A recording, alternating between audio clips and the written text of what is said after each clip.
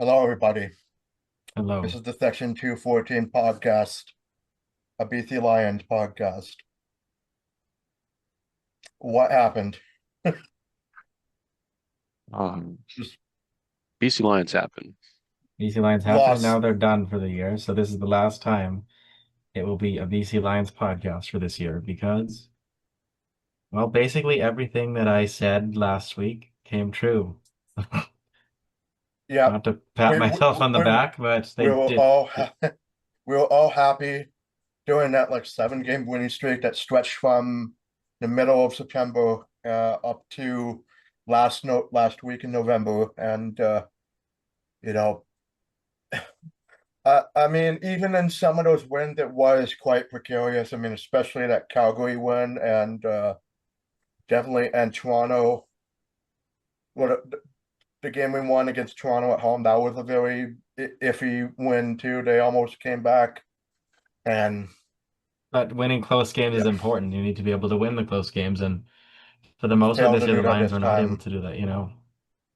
They Yeah, lost two games in heartbreaking fashion, giving up last minute touchdowns, and that's exactly what did them in today. They just couldn't hold on in the most important moment, and that's it. Their season's yeah. over in 11 seconds.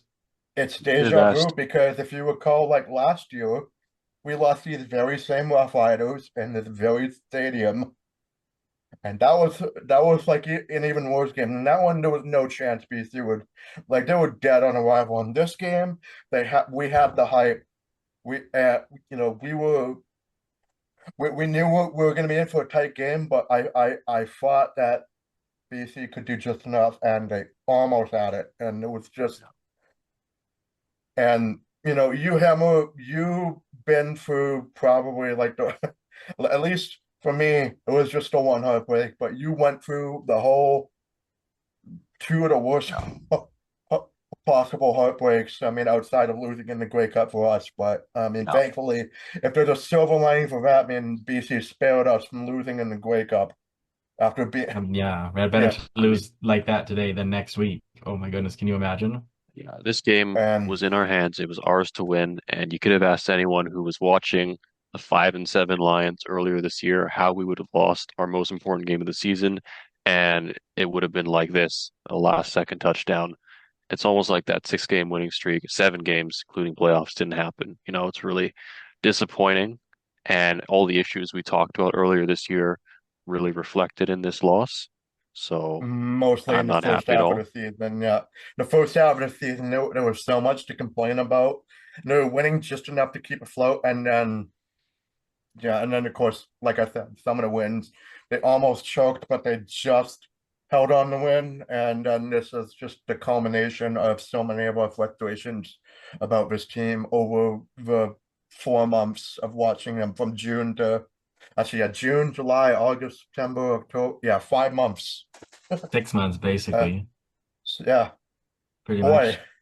much. Just Although if you told me before the season that the way we went about our season would still be second in the West, and we'd be seconds away from winning the Grey Cup, I'd be like, okay, that's a successful year for our podcast. I'm sure it was overall. Right? Absolutely. It was a good year.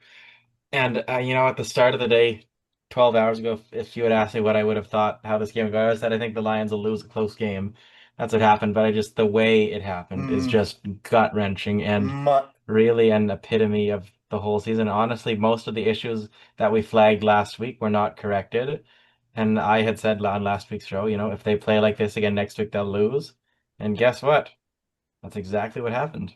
Pretty much did, and I was also gonna say another thing that again that happened during the course of the game was just it was very similar to the Eastern Conference final that happened before, but we'll talk about like much later after this game because this is the gut check portion of it already. So it's a final gut check of the season because man, who would have thought we'd be at this point uh just in mid November we'll be still doing a gut check. Like again, when we were down and out at 5-7, I thought they're gonna be losing out, we're gonna be missing the playoffs, and we're gonna be yeah. And and again, 6 games, 7 game winning streak blew our hopes up, and then they dashed them quite expertly at the Futurama robot hit. Uh, It's just mind-boggling. Like I'm reading the post-game thread on the CFL Reddit here, and somebody, a BC Lions fan, says, "quote If there's any good in the world, Benavides will wake up tomorrow without a job." And I think, we're pretty well in unanimous agreement that we called for his head earlier in the year, and we're doing it again. Fire Benavides. Fire Really nice Agreed. Benavides. guy, but he needs to go. You can look at any comment section about this game, and it will be tons of Lions fans calling for his head, deservedly Yep. so. And it's the same problems we've had all year. It was the prevent defense. We were gifting them the win. Well, yeah, we were gifting them to win when they were gifting it to us, right? Hmm. Because they kicked it. Well, yeah, we'll get into it in the recap too. But yeah, there was like there were definitely like quite a few times when you would think that Saskatchewan would go for it on third down because they're not afraid of our offense, and yet you know, they had some surrender moments in there. But again, their defense, they had very much full faith in their defense to pull out the win, and they did when they needed it to. Quite I got And another impressive. good one for you here from Reddit. Somebody says, we'll talk about this later. Mace, the Saskatchewan head coach, made two of the dumbest coaching decisions I've ever seen, and our awful, awful secondary bailed him out. Somebody else replies, maybe he included the awfulness of the secondary in his calculations. Somebody else replies, 5D chess for sure. Yeah, pretty much. uh, Because like we gifted that one on a silver platter, and like Mhm. we'll get like I into said, it later, but it's just completely baffling how the defense on that last drive was called. Calling a prevent defense in that it situation was made zero sense. it felt like death by 1,000 cuts, and we've had quite a few of those losses this season where it was just you could just feel it coming and feel it coming, and like what hope I had just ebbed and ebbed and ebbed until it was no more. And you could see that because I did a live stream of this the whole time, and it was just Hmm. yeah, I was Misery. doing my best to narrate the game, but I wasn't expert level of commentary, but it was more like yeah, I was doing my best, and yeah, you could just feel the emotion drain from my voice as the game went along. But you kind of knew that uh was going to happen once Saskatchewan got the ball back on that final drive. You just kind of knew, like I knew the Lions were cooked as soon as they had to punt for the final time. But then I gave them a slim chance, like if they can maybe make a stop on the first play, put them into second and long, maybe. But as soon as Saskatchewan, what is it, 20 or 30 yards on their first play, I knew it was done. yeah, And you called it in our last episode when you said like you figured Saskatchewan's gonna win in a tight game, and I said 20 points win for BC. I was clearly delusional. I was although I think again, if this game was played at home, I think BC would have had a better chance to BC would have have a won more had comfortable it been at win. home. Yes. I think, yeah, we've talked about it for years, they can't seem to win playoff games on the road. This current generation of Lions haven't. The team as a whole hasn't won a road playoff game dating back to the 2009 West or East semifinal, rather. And so basically, the way I see it, they either learn how to win playoff games on the road, or you got to man up and host the West final next year. Yeah. Yep, because again, if you do this second, third in the West thing again next year, we're just gonna default to they're gonna lose this game now because uh because Well, that, nothing in sorry. the past has told us that anything's gonna be different. Nope. I mean, call us spoiled fans if you wish, but it's like when they've been waiting for 14 years to see uh, to see your team make it to a Grey Cup, not win it, but make it. Like we're just hanging on every single thread. We're just like clinging on the hope with every you know grip in our palms, right? uh, It's baffling, honestly. Like literally, we have not won. We've won two. I'm just looking back through their seasons. I guess we've won since the year 2000. we have won a total of 4 road playoff games, and 2 of those were in 2000. That was, Jesus. yeah, and I remember that season. Well, I was 5 years old, and I do remember that season where they were pretty much underdogs the whole way through, and they even beat, well, they beat Anthony Calvillo twice in the Grey Cup too, and he was like he's the all-time great in Montreal. So I guess Montreal can be happy that they're not going to be playing BC in the Grey Cup because we own them in the regular season and in the playoffs too. So for the most part, other More than notably about 2014, that, but 4 road playoff wins in 25 years. That's also 0 in the past 16 years. Grey Cup appearance drought has extended to 14 years, with the Rough Riders have now snapped their 12 years without a Grey Cup. The BC yeah, Lions have the longest drought in the league in terms of appearing in the game. And yeah, again, we didn't have to win a playoff game on the road that year because the West Final was at BC Place, yeah. and then the Grey Cup was at BC Place. Boy, like, well, for the 2011 season, they were very much down and out too, but at least, and then they took advantage of other teams falling out in order for us to host the West Final, right? But the way this season ended, BC was winning a bunch of games, but so was Saskatchewan, so was Winnipeg, and Calgary was doing it for a bit too. So, we had pretty much, well, I mean, we knew we weren't going to catch up to Saskatchewan, but getting second in the West is still like a decent accomplishment at least. But yeah, it's just when you Sure, that matched Lions up sixth against, season was good, but the way it ended yeah, sucked. It was good sucked. for Yeah, where we were 2/3 of the season in, obviously winning our last 6 games, but with the strength of our team, we should have expected to win a lot more games. And with the way that some of them ended, we should have gotten at least 2 or 3 more wins. And, you know, as I said to yeah. start the episode, the BC Lions happened. That's how we lost this game.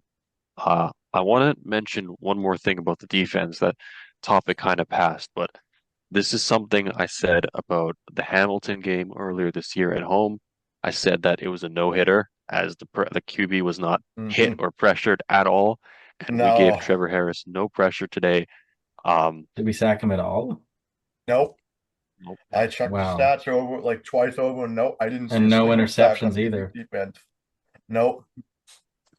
It was, well, Saskatchewan had the sacks. They had the one interception, and that was like that should have That was keyed us insane. into the heartbreak we were into because that was again, that was just like last year with a very fluky interception. But yeah, anyways, yeah. Again, I guess one more thing before we get into statistics. I was gonna say I was planning to actually fire off an interview request to our CBC Vancouver station, either the early edition or the regular news channel, right? I was planning on doing that if we had won, because then I'd have it, the Lions in the Grey Cup to talk about, and then also segue that into talking about the rule changes, just so the can at least know that my voice is on the news network saying, "Hey, listen to the fans, bro." Oh Uh, yeah, and that was yeah. our loudest voices too. Of listening to the fans, he did not want to do that. Right. Right. Uh, but yeah, well, I was very pissed off about that. yeah, yeah. He basically dodged questions from I think it was a state of the league address before the conference finals, and yeah, now It's yeah, exactly what you do if you're a supervillain. So he's doing what he is in this league.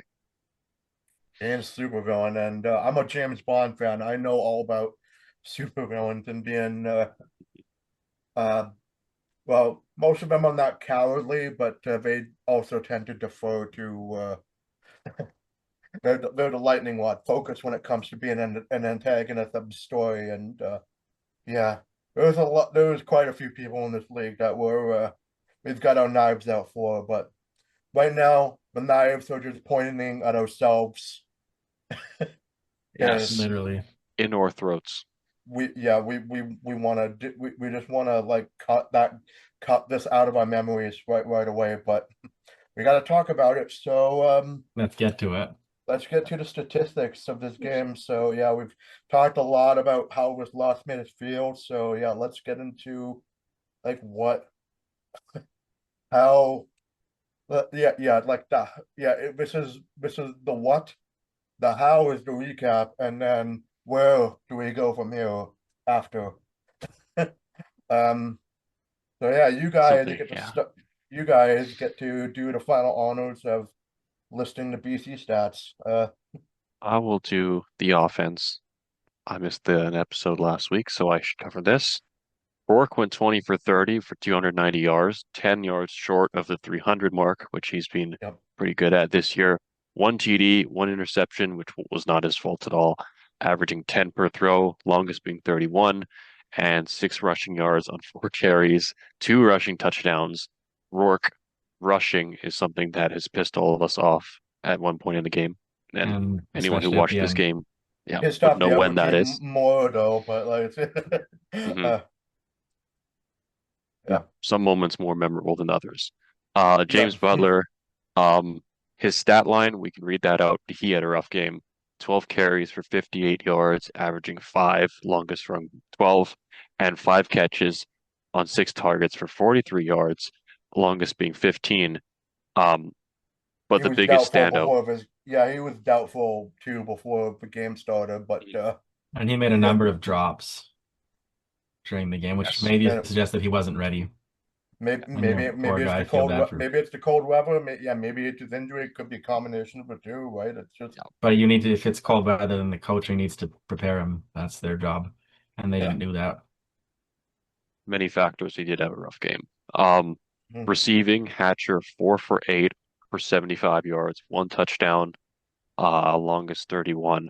A rare game that he's not perfect, and he always seems to get 8 targets. Um, McInnes 4 for 5 for 68 yards, averaging 17. Gatoy 4 for 6 for 55 yards, averaging 14. Aberhart 1 for 1 He for had 26 oh yards. he had one One more more. meme game in him, but it was just like the one catch for a big gain, and that's it. It'll It's, help him. I I hope he's probably going to be back for next year. I would hope, but yeah, yeah, we get one more just like a one catch game for a big outage from him, and that's yeah, that's always nice. But man, I do think he'll his meme status on the podcast will, and he will get more catches Yes. next year. I would hope. This was his breakout year. Um, and I haven't read much into the off season because I don't want to, but I read a lot into Aberhard because I like him, and I have a feeling he is going to return because he likes it here. I Um, hope he does. He's been great all year, and you know, yeah. or he Yeah, was great all year. Now that the season's over, it's was, and yeah, still is. He could still, if he's back next year, he could still be a great guy, right? Uh, Barry Hill 2 for 3 for 23 yards, averaging 12, hmm, and on for defense where Jacob, you're probably going to hmm, talk for about 30 seconds. hmm. Yeah, yeah. So defense wise, do you really need to say anything? No sacks, no interceptions, no turnovers on one down, fumble. and one fumble. That's it. With tackles, Finley had 7, Woods and Awe each got 6. Lee had 5. Nobody else got anywhere near that much. On special teams, Sean White missed his only field goal attempt of the game, and guess what? They lost. Yeah. I'm not blaming him, of course, but you know, it's an example of why you need to make field goals because he missed it. They gave up 3 points. It hit the upright. They lost by 3 points. And he went 3 for 3 on extra points. Meyer on punts had 8 punts, averaging 49 yards. His longest was 59. He was good all year. Yep. Pearson had 1 punt for 23, but that's a lot of punts, 9 different punts in the game. And No, that part of the reason why they lost no, because no. He forgot that Pearson punt. He was an O lineman, and that was oh like at the end of yes. the game where they were doing all Okay. about laterals, and then at one point he decided to punt it. And when I saw that stat, when I saw Pearson offensive line punt, I did a Joker laugh. I had a crazy laugh. I went like, That like never Pearson. succeeds. So you like obviously, when you get into multilaterals, it just doesn't happen, no, I no. did think at the end of the game they should have left 6 seconds on the clock instead of 5, which probably would have meant there was enough time to get into field goal range, but you know what? It is what it is. So let's just say in reality there was really 8 punts, but even then Yeah, that's way too many. I just wanted to put that in there because could have a little bit of a laugh, like just to have an O lineman be on the punting stats. You don't see that Yeah, he doesn't. ever. He's never supposed to carry the ball. He doesn't know what to Yeah, do. Poor guy. And finally, Seven McGee, had 9 returns, total of 108 yards, averaging 13 per kickoff and 11 per punt. So basically back to form for him fact, well, and the return it's unit. formed the entire year, right? And outside of that, he's had good looks on the special teams at some point in some games, and of course that one punt return touchdown that ended up being a loss in Ottawa. But and then we got Carter doing a kickoff return for a touchdown in the Calgary game. But outside of that, yeah, it's just the special teams is once again it's been a struggle for us still. And it's, we're going to be keeping an eye on that next year for sure, right? Like, past 2 years of this podcast, the special teams has just been mostly nobody fears it. Mm. Nobody, No. not even the worst teams in the league, apparently. Yeah, We have feared our special teams. yeah, the fans fear we, it's an indictment on the special teams coordinator of the fans are saying like, what are you doing, man? Come on, like this is stale. This is uninspiring. This is not gonna help us help the offense win games, and it didn't feel either way. It was not really. It was, and it was, after those tiny special teams returns, yeah, most of those did without 2 and outs as well. So yeah, it's just, uh, uh yeah. Anyways, I guess I'll get to the Saskatchewan stats, and I'm gonna try not to vomit and with praise for the Saskatchewan here, and they're the color of green too. So, uh, yeah, Harris is my Spectre, is the Lion Spectre at this point right now. Because yeah, they're the new Bombers, right? No. Harris went 26 for 38 for 305 yards, 2 touchdowns, no interceptions, and 8 average per throw. His longest was 31. And he tacked on 15 rushing yards on 3 carries, and his longest was 10 yards. Like, there was a frustrating moment where the defense in the game, they let him run for 11 yards on 2nd and 10. How do you let a statue like that run for that long? Uh, I mean, I'm not calling him a statue being being calling him a mean name. That's what the terminology for football quarterbacks are when they are pocket passers. They're statues. They don't really move around that much, but when they do, it's usually for a few yards. But we allowed a 39-year-old, close to 40-year-old man run for 11 yards first down. Yeah. And then AJ Willett for the running back went 17 carries for 113 yards. Set no touchdowns, 7 average, and his longest one was 16. And he tacked on 2 catches on 2 targets for 13 yards and no touchdowns. So yeah, Willett also had he had a much better game than Butler did. And it's just, and even Hook, well, even though he was the one who also he fumbled at one point in the game, but overall he still had a much better on average game than our running back is. And yeah, I get a feeling he's going to go for 150 in the Grey Cup, but Probably. yeah, and yeah, and of course, like I said, Harris is our Spectre now. Willett is. I mean, he didn't have game-breaking touchdown runs like Brady Oliveira did versus us, but was still did his part pretty well. But yeah, here's another guy that killed us all game long. Emilis had 9 catches on 11 targets for 100 yards, 11 average, and his longest was 23, and a lot of those came in the fourth quarter, right? And that's why you rest your guys at the Yeah, end the of rest the really paid off for them. They haven't really had much of a meaningful game in 6 weeks or something like that, basically. So like that extra rest paid off for them in a big way. At Yeah, least for that this year, was it conclusively puts to bed the rest versus rust argument. yeah, West won this time, and well, it's not putting it bad, but it's a point in favor of the West team, at least. Well, at least for our season, it does. It's for our season, and yeah, and Schaefer Baker, he was pretty deadly in that first half against us last game, and he's not as deadly in this game. He only had 3 catches on 10 targets for 56 yards, but he did get a touchdown out of that, and the longest was 28 yards. So that was yeah, he did still killed us on points, but yeah, wasn't as effective in this game as he was the last game in the first half. But Robustelli had 3 catches on 4 targets, 40 yards, no touchdowns, 13 on average, and the longest was 19. And yeah, I think yeah, Robustelli did get injured in the middle of the game, and I do hope he's okay. He could be good to go for the Grey Cup, but I'm not sure if he will.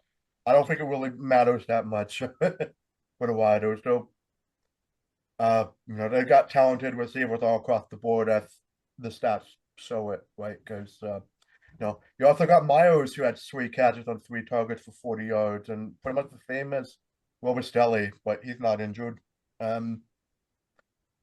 And Tommy Neal went 3 for 3 for 29, a touchdown, and that was the last touchdown in the game they scored. That was on a short pass, and 10 average, and longest were 15. He was also in the last game versus us, and he had decent stats in that one too. So yeah.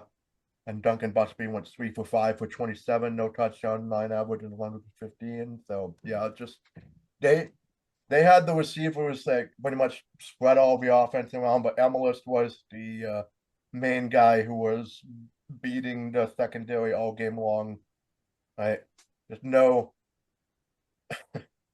not really like any chances for interceptions or anything. No, they were just running their routes perfectly, even with incompletion. So and then yeah, here's the difference for Saskatchewan. Here's another major difference between Saskatchewan winning and us losing. It's their defense got 3 sacks from Baldonado, Brooks Jr., and Allen, and 1 interception from Sales.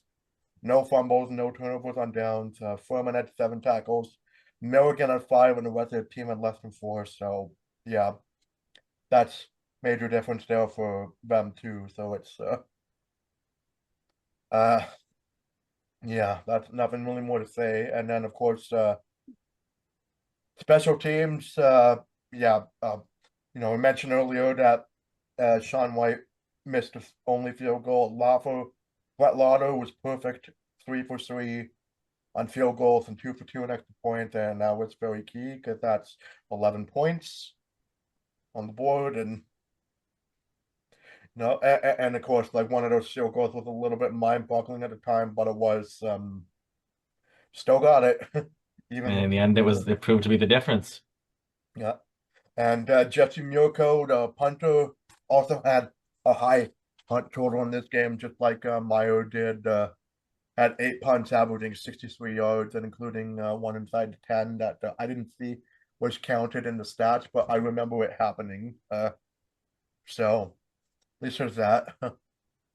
And then yeah, much like Simon McGee, Mario Alford wasn't really bad effective in this game too, which is much as we give crap towards our own special teams. I mean, at least the coverage on them was pretty good because they only had 7 punt returns and 3 kickoff returns for a total of 136 yards, or a total of 49 and an average of 16 for kickoffs, and 7 punt returns for 87 yards, the average being 12, and as long as it was 16. So yeah, it was just kind of a wash for both special teams offensive players, right? But yeah, was yeah definitely a closely contested game, but BC just lost it on many fronts, and wasn't on the penalty front though.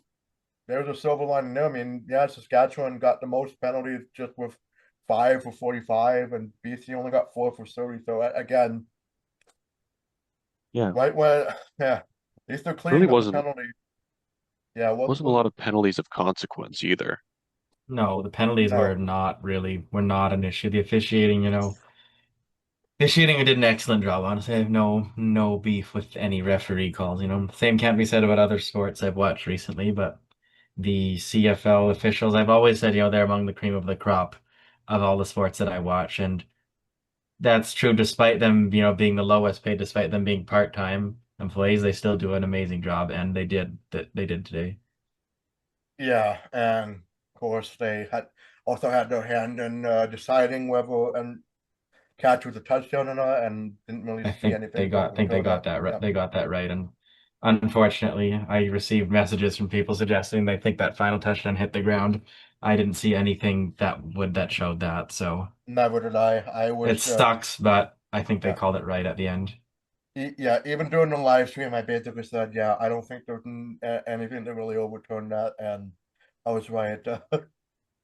And then yeah, and then time of possession, I accidentally deleted what Saskatchewan's was, so I put a rough estimate of what they are, but it's was a very tightly contested game in time of possession compared to the last playoff game when Calgary had like a lot of time of possession and lost. Right. Mm.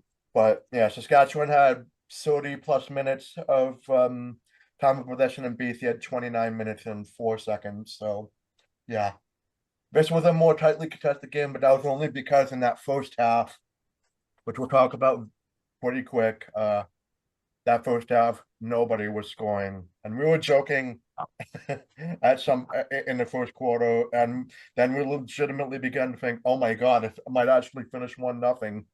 Mm. Uh, Yeah, it's an insurmountable lead. Oh, we were joking. What do you? yeah. Yeah, I think you said you're like 1-0, it's over. And then I'm like, it might actually be over. I don't know if you guys are ready for the most eventful first quarter recap of all time. Should I kick Yes. things off? Go Um, for it. Not much to Game talk about. starts. I know. Bing, bang, boom in the first I could quarter. literally say it in, I'm gonna probably finish in about 2 minutes. Saskatchewan wearing the retro logo on their helmets, -8 Celsius. It was Lions cold there received it. too. I could see the Yeah, breathing. the fans were cold.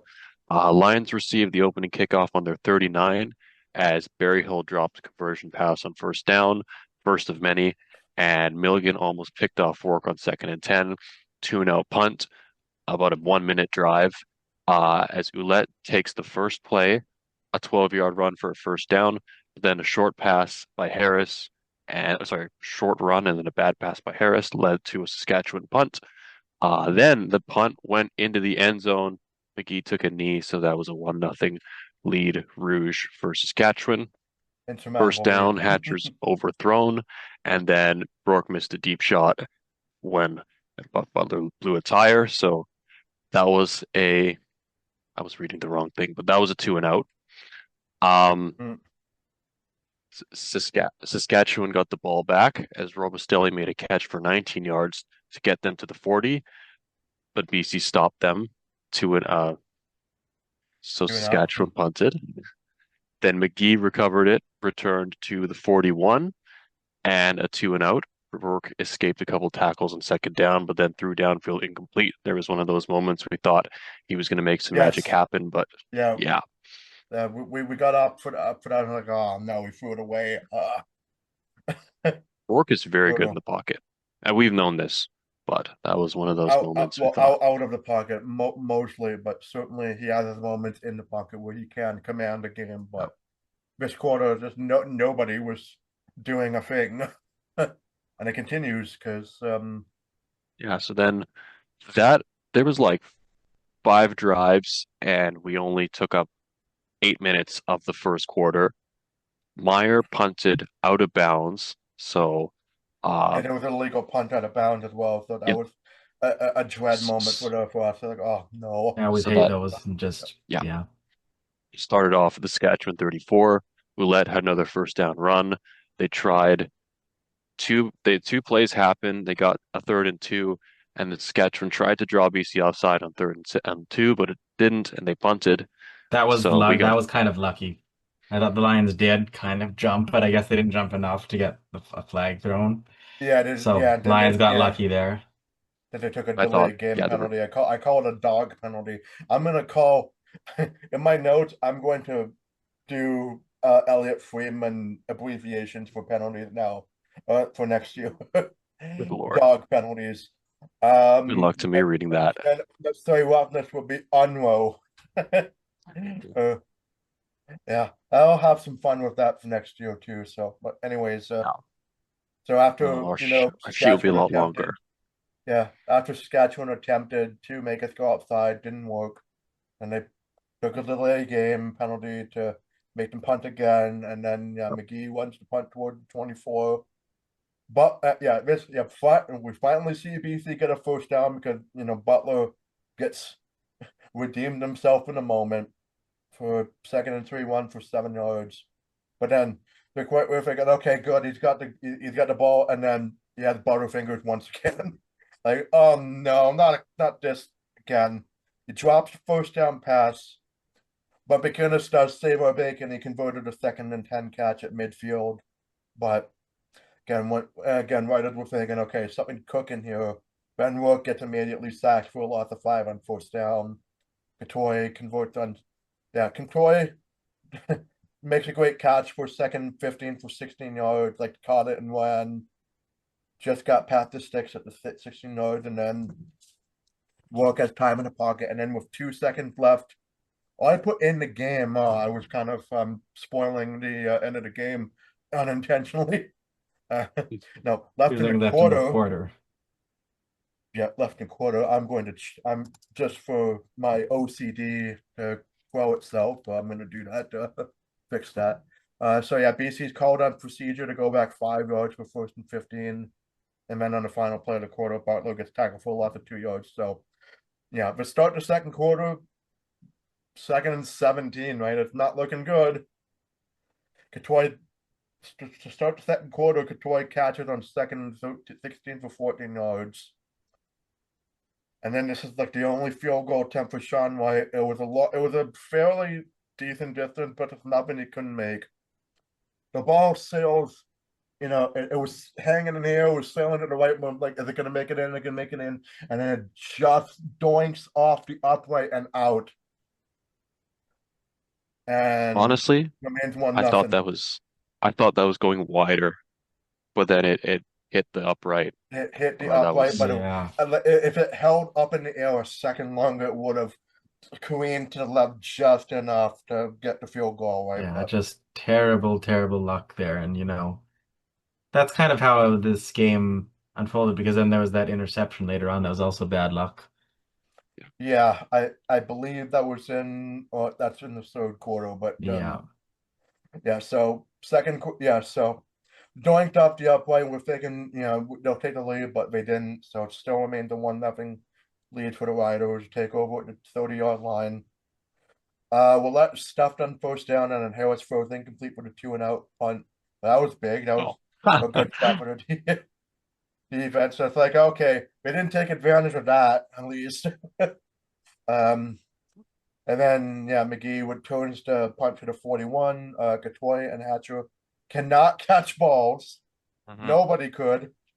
Not many could. There were a few catches that went for first downs, but yeah, Katoy and Hatcher just could not catch a thing. That is They when go I two and stopped out. taking notes. That is when I smashed my keyboard because 2 drops on the same drive to achieve a 2-and-out is just ridiculously frustrating. I was so close to throwing my table, like lifting my table up and lifting it, but I'm not strong enough for that. Maybe in my rage I would, but Well, it could be worse. The Canucks just failed to score in a 5-minute power play. So What? it's not that bad. Going through it you right now. Yep. you know what? Just coping hard. This is the one time I'm gonna swear. You guys are assholes. Stop killing us. Literally.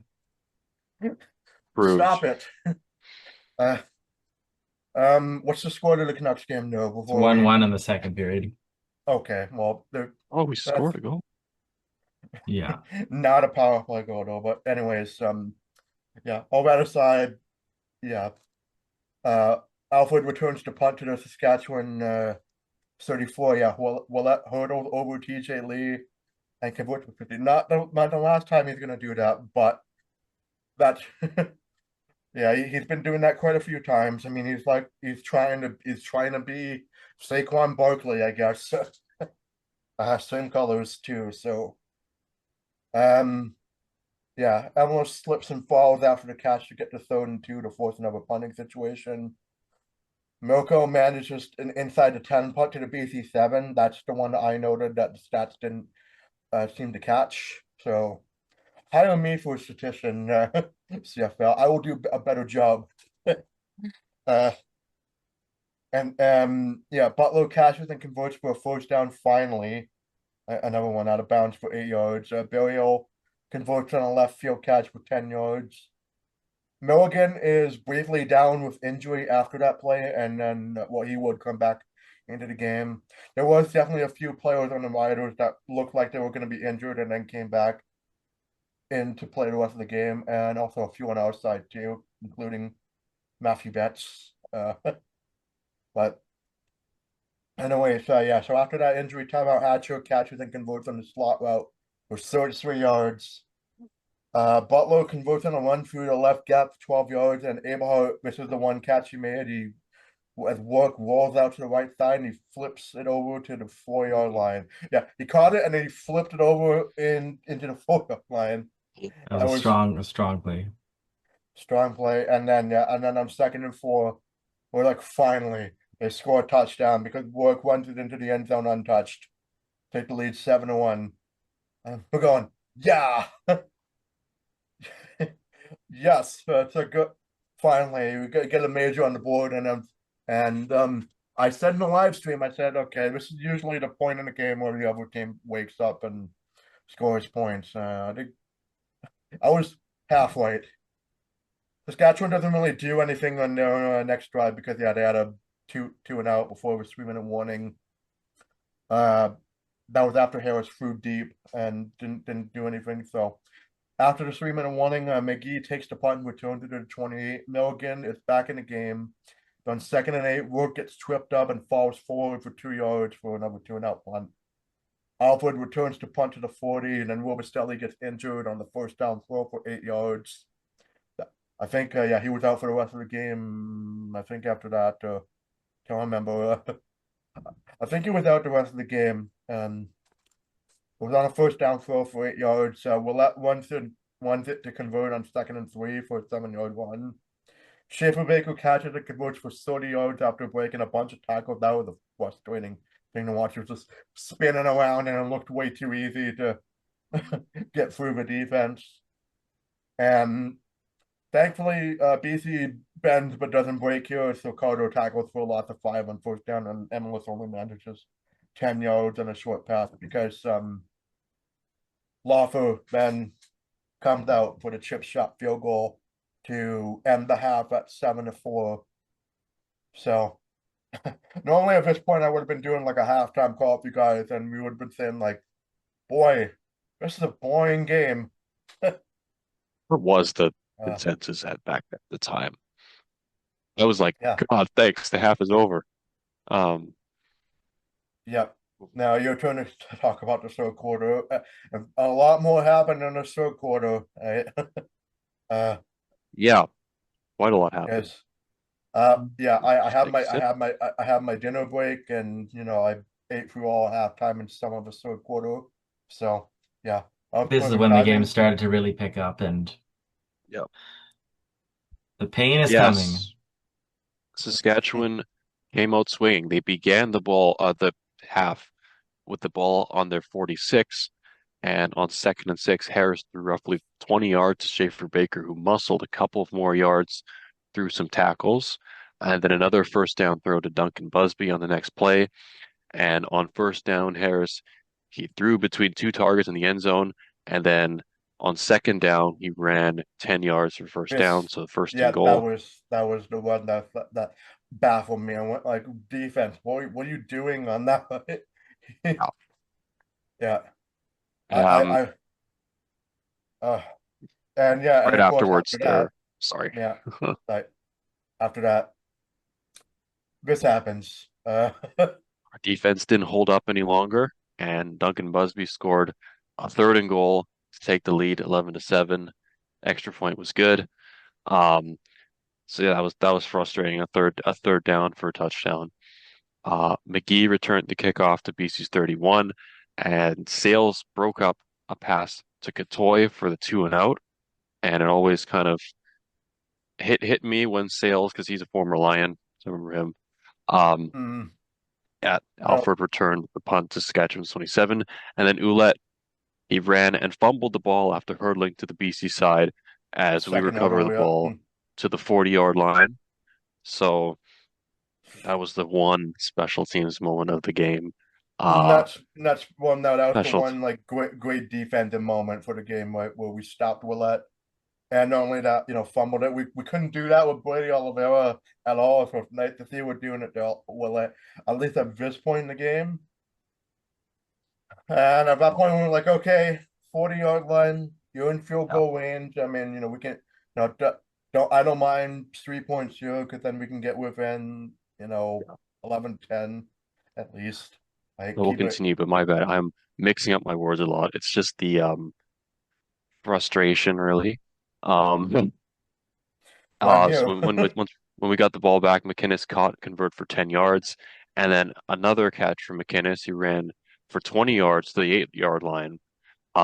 So And work then pass to the right side. He threw a deflected pass off a Rider defender's back, bounced off another player, and got picked off on a fluke to sit up on the Just Saskatchewan 18. awful, awful luck. Yeah, it was No other way to explain that. shades. Just so sad. It was shades of last year when Rook threw a deflected interception on the opening drive of the game. That was the moment we knew the game was over. This was more like, oh no, it's happening again. Oh, please no, please no. I was Uh, just so hilariously unlucky because when I was watching it, I thought the ball bounced off the ground and the play yeah, would be dead, incomplete, but it I bounced didn't even off see like that. a player. I didn't even see that happen. Actually, I was busy writing down the notes for that McInnes catch, and then I turned around and I see Saskatchewan fan and play with the chill, and I'm going, "Oh no, please don't! Oh my God, they picked it off!" Right? I, I, I hadn't. It was another one. It was another moment, just like in the last game, where I didn't see something crazy happen, and then I realized a little too late. Right? But this time, it came after a fumble, right? So that's even worse when you had the hope in that moment and it crashed. So that's a theme throughout the game. We have moments of hope and then it cratered. Just, Yeah, um, yeah, that hurt the because uh, the you know, world's yes, one of the world's most unluckiest interceptions. legit. uh, Yeah, and Saskatchewan, I mean, they had the ball so much in that third quarter. Um, so they began that drive on a second down. There was two offsetting fouls, two misconducts. But after that, Ouellette took the ball, ran for 13 yards, convert, and then Myers converted on a 2nd and 7 for 13 yards. Emilus converted on a catch to the right side for 15 yards. Um, then they lose yards on a 2nd and short for a loss of 1. So Lawther kicked a 34-yard field goal to keep it a one-possession game at 14-7. BC got the ball back. McInnes caught, converted on a first down for 15 yards. Rourke avoided the sack, another one of those plays where he avoided the um, pocket collapsing rather. Um, yeah. and then on the next play, he got sacked for a loss of 6 yards. But then Eh, Katoy, he caught a shoestring ball, ran for a first down for 18 yards to end the third quarter. yes, What a and play. That was, I think you described it as season saving at the time because I called it season saving. Yes, I was like, if we don't get that, we're down a possession, and Saskatchewan is likely gonna, get add to more that lead on points. the next drive. But that was like at in that moment, that was a season saving shoestring catch. I was like, right, the ball will never touch the ground, thankfully. So it was like a very tough catch to make, and Katoy did it, and I give him props for that one, for sure. uh, And that was the end of the third quarter. So I was like, okay, now you send in the quarter up on a high, just like well, wasn't the first half, but it was like, okay, that's a little jolt of joy for us. And for fourth quarter, Hatcher catches and converts to the 22-yard line, and then he He does it again. He catches a what? Oh, this was a funny touchdown because like he was wide open. There was nobody. He snuck through the secondary, and there was nobody within like 10 yards of him. Like he was on an island. He could pitch a tent and still catch that ball Quite and walk literally. through. Yeah. And yeah, I know. I can say so much hyperbole with how wide open he was, and yeah, tied the game, and we're like silencing that Saskatchewan crowd is like, yeah, we got him, we got him, we got him now, and yeah, tie game, and the extra point was good, and yeah, and then after that touchdown, just Saskatchewan. Uh, well, Alfred returned the kick out to the 48, but a hold. This was big, like a holding penalty, forced them back to the 22, and then Woods bats the ball to defend the 2nd and 5 pass to force the 2.5 points. So that's like even more good news for us, like this early in the fourth quarter. Um, and then yeah, McGee runs it down the midfield, but a penalty. Well, yeah, a penalty on Saskatchewan makes BC snap on the 53. I think that was, yeah, it was one of those where yeah, either with a penalty or they picked it up. I didn't see, I didn't hear what happened because I had the game muted. But anyways, yeah. So that past midfield, BC had called for offside on first down, and this is a weird moment. Like Barry Hill lost his helmet, but he gained 10 yards on a first down catch, and I thought, usually when someone loses the helmet, they get it like thrown off, like someone grabs the mask and like whips it off their head, right? But Aren't they supposed to blow the play dead right away too? yeah, the ball should be down like right where he lost his helmet, but he got like some extra yards, and you know, My dad was didn't see confused what that. happened to his helmet. That was funny. Yeah, Yeah, indeed. Hatcher converts on 2nd and 5 for 6 yards, and then Butler catches and converts for 12. Rourke gets sacked for a loss of 1 on first down, and then oh, this was like a one of the plays of the game for BC if this was a win, because like Rourke survived us surrounding on all getting surrounded on all sides by the Widers, and he just like flipped it over to Butler, and he was like wide open in the flat, and he ran it for 15 yards, and I was like, yes, yes, they're gonna score points here. That was huge, and yeah, I was proven right, because then shortly after that, yeah, they got in the goal range, and then worked, then take the snap and bounces off the O line, and then runs into the end zone once again to take that lead back. I said 24 to retake a 14 with lead, about 6 minutes. 21-14. There was about 6 minutes left in the game at that point. Yep, that was the high point. That was like, oh my God, my heart is like running a mile a minute. I'm going like, oh my God, could this be happening? And it's just and I even said in the live stream, I went like, okay, yeah, we're in the lead, but there's still a lot of time left, and BC's been choking leads in the past, and I was right. Sucks. But not before. Alford returns the kickoff to the Saskatchewan 42. Harris throws it to a wide open Tommy Neal in the flat for 20 plus yards. Willett runs it for 9 yards all by himself through the D line to help the short yardage team convert. Then this was a frustrating MLS catch where he just spun around like 3 defenders and converted for 11 yards. That was an insane amount of balance and dexterity, and it was just like, somebody tackle this dude, and nobody could, and it was just it was so frustrating. And then yeah, Harris runs for 5 yards and gets hurt. Yeah, this was he ran for 5 yards, and then he gets like a tackle late. I was also gonna say that Alway did have a late tackle on Robustelli that could have been called for a headshot too, but the referee didn't see it. And one of my CFL following friends said that, you know, Alway could find himself out of a league if he keeps doing those head hits, right? Like he led the league in tackles, but he's getting a reputation for being a bit of a having a bit dirty streak, right? And Yeah. that he could have been called for a head hit there, but he didn't. But anyways, the Harris does also get hurt on this one, but didn't really. I thought it was gonna get pulled out for. I thought we were gonna see. Oh my God, we were gonna see Jake Mayo do a game-winning drive or something, and that would have been like I would have thrown my hat off and like chucked it out the window or something if that happened. But no, just regular Trevor Harris anger. But yeah, he stays in the game, gets in the first and goal at the 3-minute warning, and then after the 3-minute warning, there was a little bit of that evidence. He was not on himself when he threw back-to-back incompletions to Schaefer Baker. And then, I didn't hear the game audio, but I imagine the Riders fans were booing because then Mace decides to try the field goal, do Which the at the easy field time was goal. pretty baffling because I thought, they have momentum. They should have just gone for the touchdown.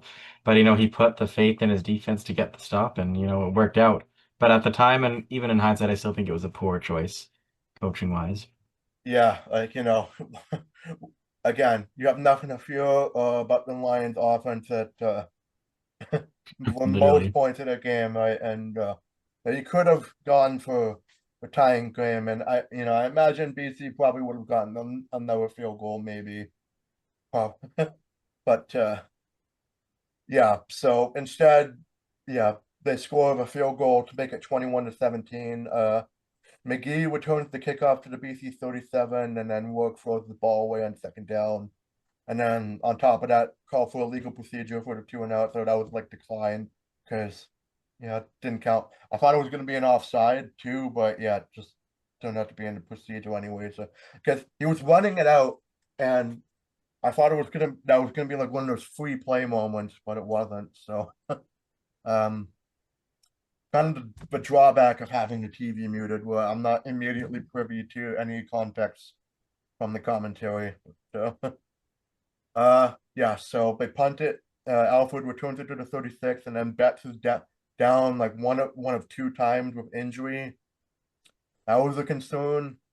And then yeah, but Harris throws like incomplete back to back, and then 3rd and 10 with a minute and 45 to go. You have like a 4-point deficit, and you're at 3rd and 10, and they punt it. And that was the second, baffling decision. And I shouted out even louder. I went, "What? What are you doing, Corey?" uh, yeah, that was like one of Was those. baffling. There was something called the surrender punt that been made privy to, and that was like definitely a surrender punt right there. That felt like at the time it felt like that because, and I was even saying, like I said, you have to have immense trust in your defense to get the stop at this point in the game when you're punting it with like a minute and 45 to go in the game. As And Jacob McGee said, once, or yeah, that was a 5D chess punt, as the I Reddit read commenter on said. Reddit, yeah. Yeah, yeah.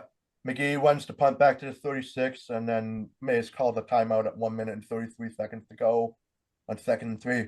Oh yeah, I also want to say like when Saskatchewan kicked a field goal late in the first half, I said to the group chat, I said Calgary must be punching a wall right now, and they got to be punching a wall here too, because uh yeah, it's just calling a timeout with like a minute and 30.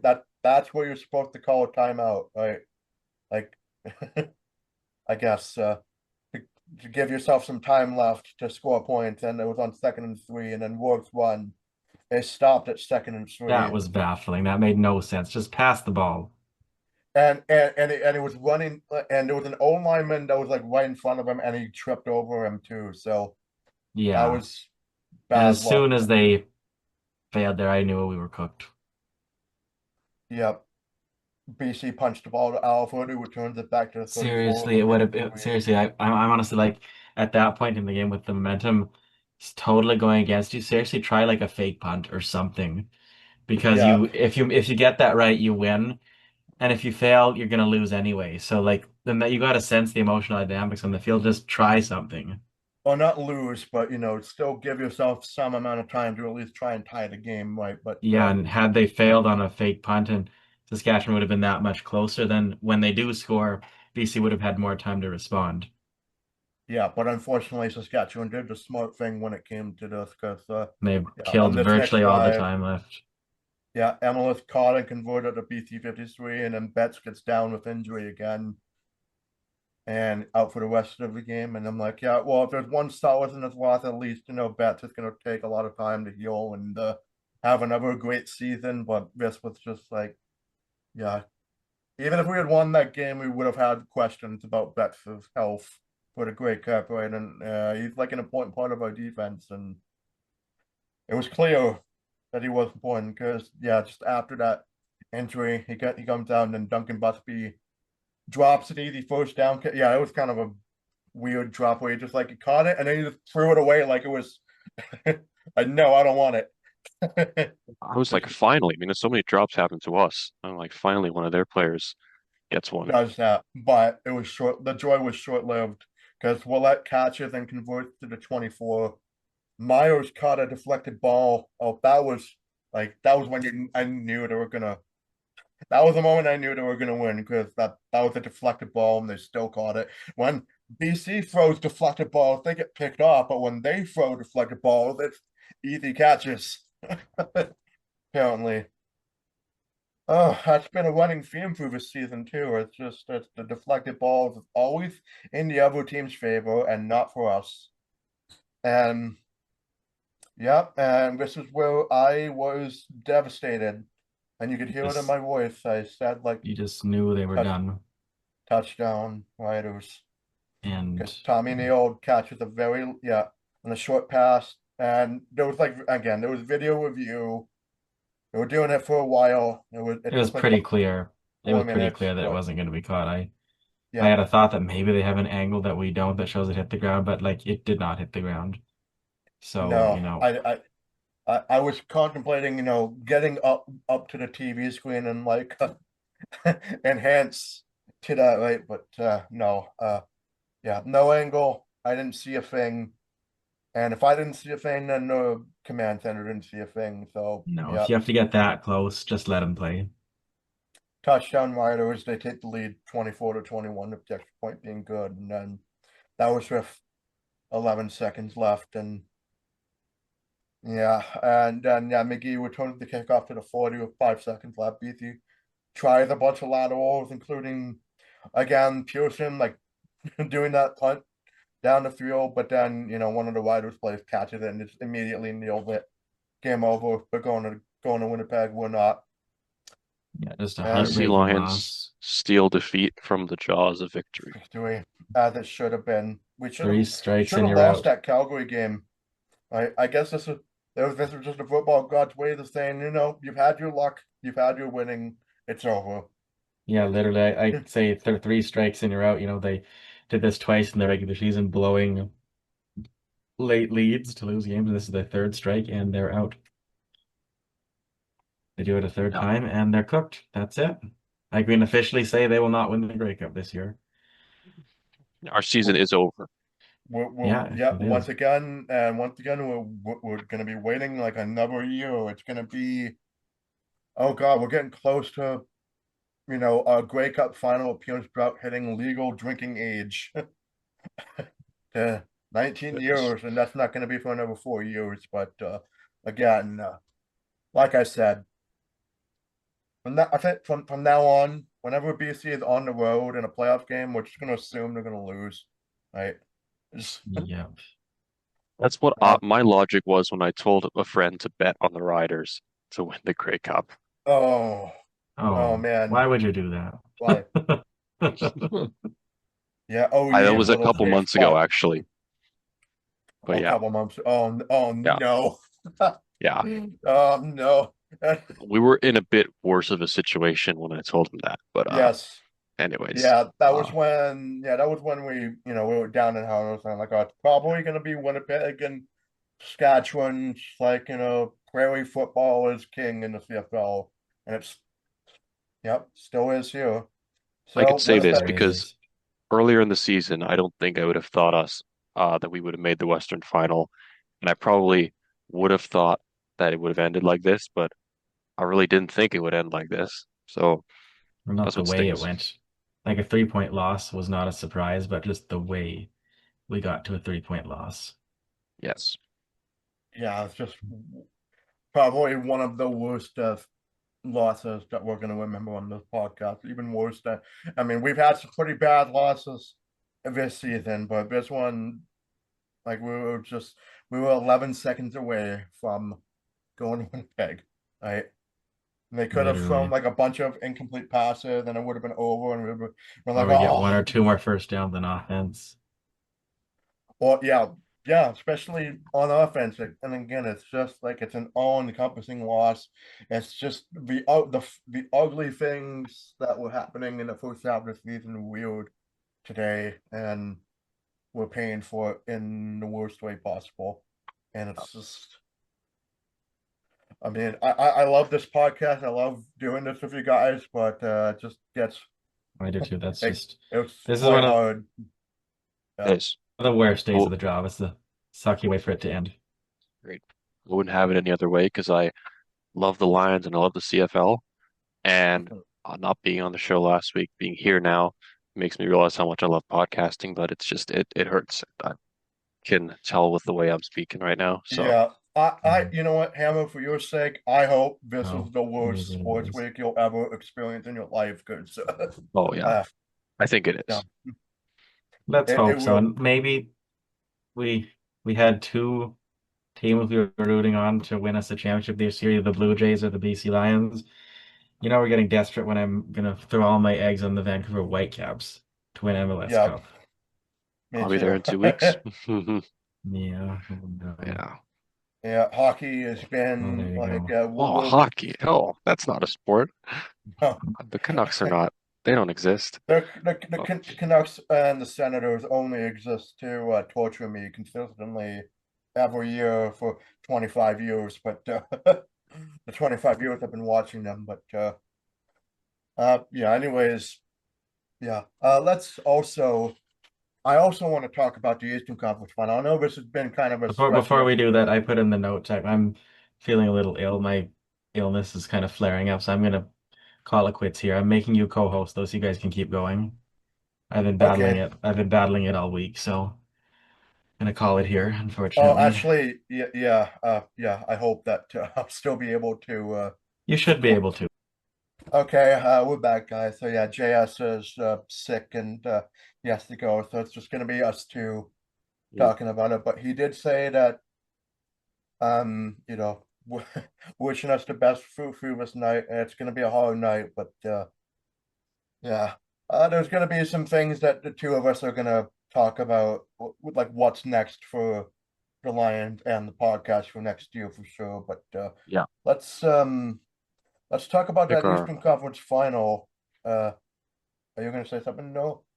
Well, I was gonna say, yeah. I mean, it's tough to think about that right now, just how it went down, but we will get into that and also keep put our minds on a different game while we're Yeah, frustrated with the Lions. So yeah, because I felt like this game was quite important too. 'Cause it was a very eventful game also in the second half, yeah, and it was very similar to ours, where nothing happened in the first quarter. yeah, Uh, like literally nothing happened in the first yeah. quarter. At least there was a Rouge and Riders game, but this game nothing happened. Everybody, in fact, we can just sum the first quarter up in 5 seconds. Punts, two and outs. That's it. Yeah, So I will let's say I watched only the second half, majority of the second half of this game, and can say with confidence I missed basically nothing. So, not a anyways, whole. Well, second quarter was eventful too, but uh, I'll first talk about quarter, I this. feel great about missing it. I want to say, well, actually, I want to see if there's anything interesting in the fourth quarter. Oh yeah, I did mention that. Oh yeah, it's funny thing in that first quarter they did throw up like a graphic saying Mitchell led the league in passing by 6 yards over Rook. So6 yards, basically, so man. now yeah, the two MOP candidates are out in the finals on heartbreaking losses, which is crazy. Oh, Now, but normally, again, I would enjoy Bo Levi Mitchell suffering heartbreaking losses because that's what he's been doing to everybody else in the league for his time in Calgary. Right? yes. I wish we could have done that to him, but again, to do that, we would have gone down to the crossover. I don't think we would have had a chance to get Montreal, and not the way Yeah, they were going. they are scary good. Yeah, And Alexander. I said Alexander scares me. and he should scare Saskatchewan too. And 13-0 could be on his way to 14-0, or at my least we hope. God, 14. It's just unbelievable. That's crazy. And he's got like I said earlier in the episode, he's got some crazy plot armor that we don't know about. Where is he hiding it? And can we have some of that, please? Yeah. The vibe seems to be good in Montreal. I Yeah, mean, listening to the and guys talk after the game. yeah, and it's funny because again, Montreal could they never beat us in the regular season, right? Mm. And we beat them on a last second field goal too, and then we beat them when they were down to like their fourth string quarterback, Yeah. and when we hosted them, right? So they had like a series of unlucky stuff happen to them versus I us, but They had a they 5-game losing streak at one point in the season, and yeah, we thought their season. I think everyone would have thought their season is dead, but they have a good roster, and when they have that quarterback that has never lost a game, um, it's looking and pretty easy for them. yeah, Although this game wasn't and easy for them. yeah, this game wasn't easy. Yeah, but, I mean, like Saskatchewan, right? It was pretty much in doubt for a long time until the last quarter. But yeah, I will say that yeah, skimming through the first quarter, I do want to talk about the second quarter onwards in more detail. But skimming through the first, that's like yeah, uh, not a whole lot, but. Yeah, so started the second quarter. I mean, TSN's been doing this AI slop intro for the second quarter, and it looked off. And I mean, I know we do use an AI generated MOI for our profile picture, but that's like 1% of our 0.1% of our content. The rest of it's human. The It was editing, before the AI just speak. went insane, honestly. Yeah, well, that was as AI was going crazy, right? There was yeah, but no, the MOI is representation at least. But yeah, in this case, like TSN had no excuse to be using AI. Like they have the money, they can pay Hmm. animators or Yeah, whatever. Like why? Like we, yeah, that this goes with every TV corporation. yeah, we're not profiting off this podcast at all, right? It's just uh nor do I plan to, especially with gambling ads. I am not going to be doing that either. Hmm. So rest assured, Agreed. you're in good Yeah, hands. I would not endorse gambling. Nope. But yeah, anyways, like after that weird AI slop intro from TSN in the second quarter, on 2nd and 6, Mitchell looked out for Lalo deep. Like Lalo had a pretty good game in this one. Well, I did um yeah. Lalo's picked off. Well, yeah, Mitchell gets picked off as he throws the Lalo deep by setting on an underthrown ball where Montreal downs it at the 4.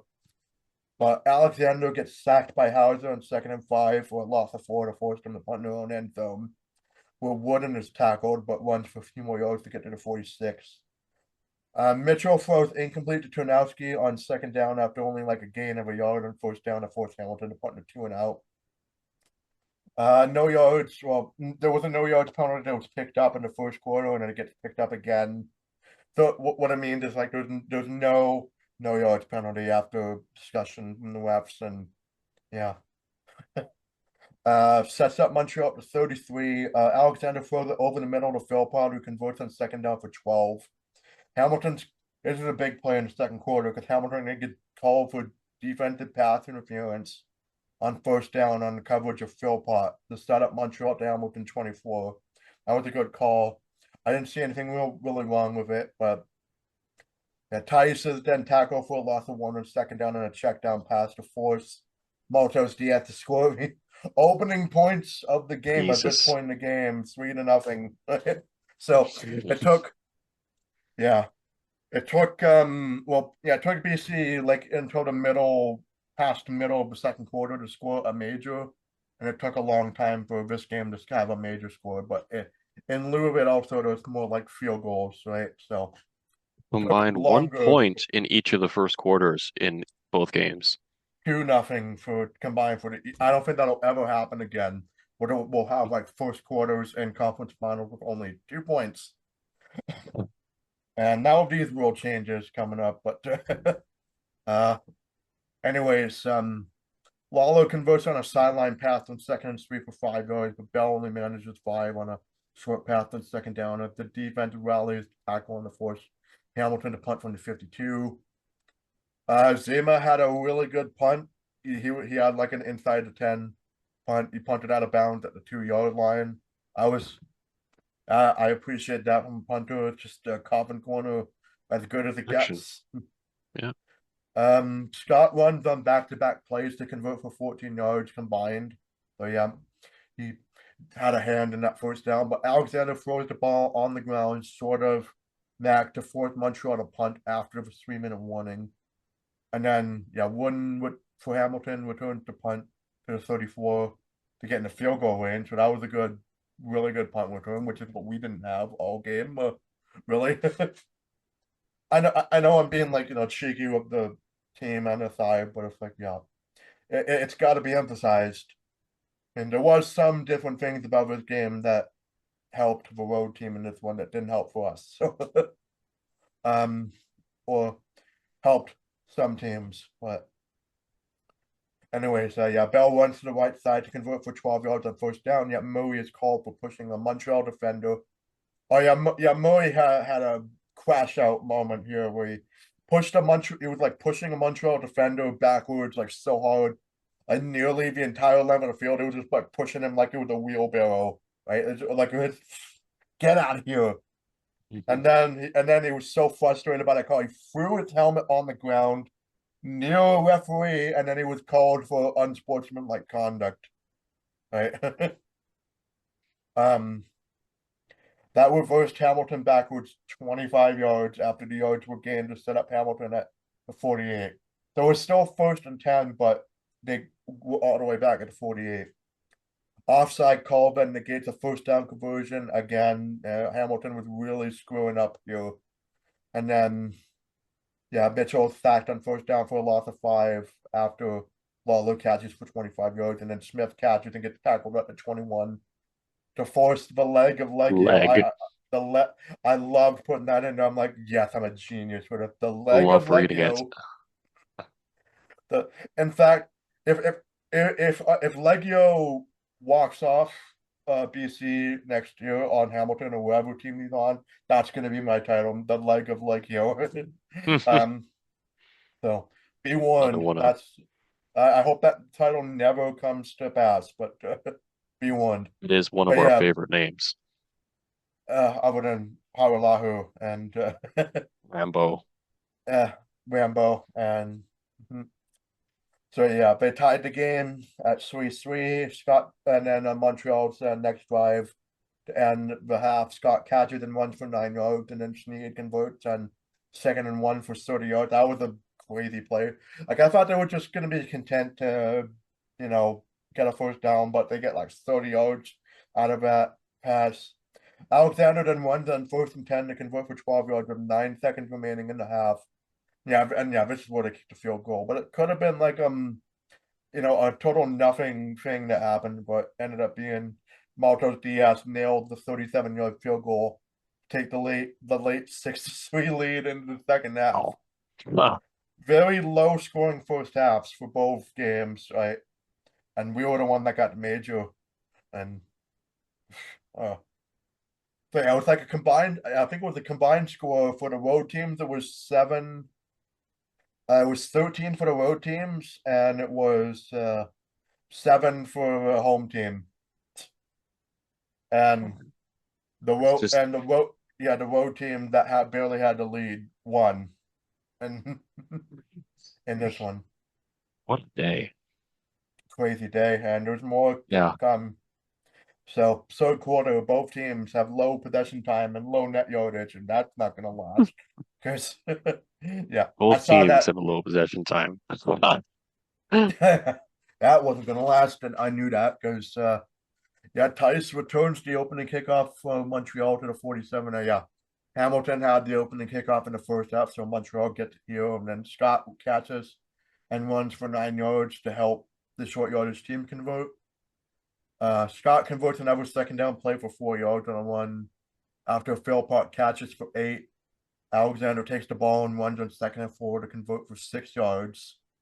And then Alexander runs to the right side and extends the play just enough to find Sneed in the end zone wide open. So similar that Hatcher touchdown catch, but Snead was a little better covered in this, but he was still, decently wide open for that 28-yard touchdown to extend the Alouettes' lead to 13-3.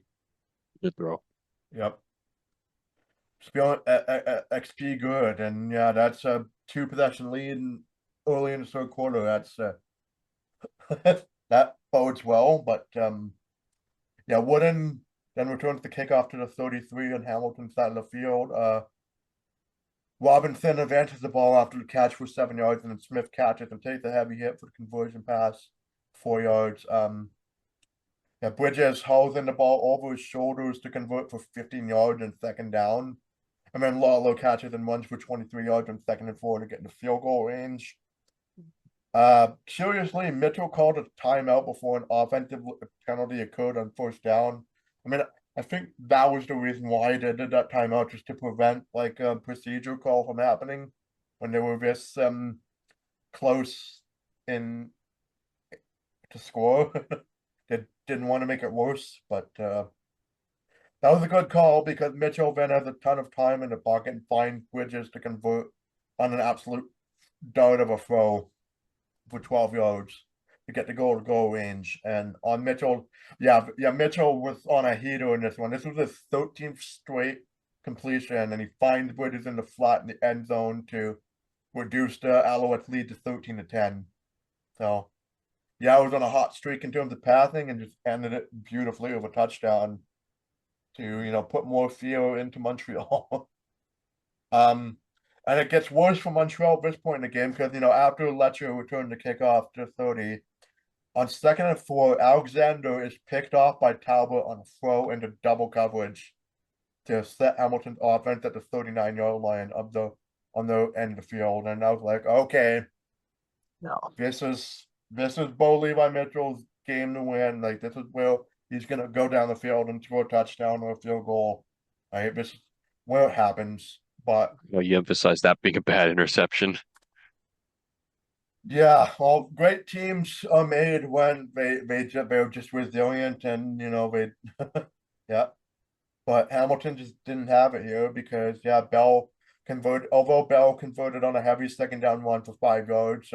Hamilton tried a weird trick play where the ball gets deflected into the hands of an old lineman. Did you see that play? Do you remember that or no?